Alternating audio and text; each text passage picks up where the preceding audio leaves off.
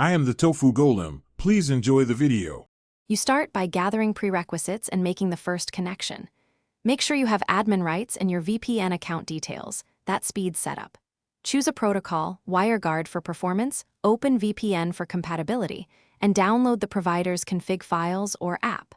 Once done, import the config or install the app, enter credentials, and select a nearby server to reduce latency.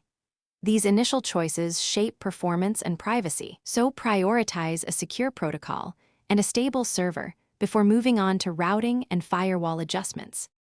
Once connected, configure how traffic flows and harden security.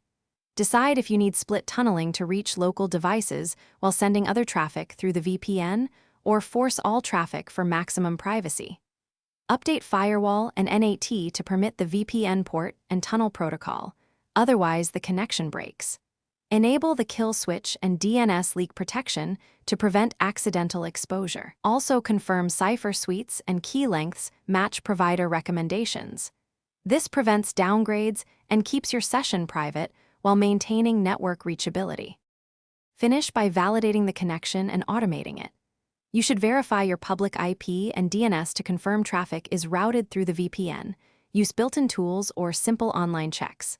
Then enable Auto Start on boot, either system service, router client, or app auto connect, so protection persists.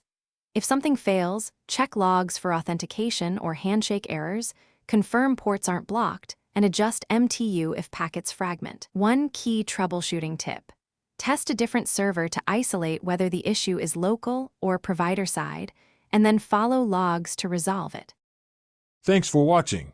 Consider subscribing if we helped you today.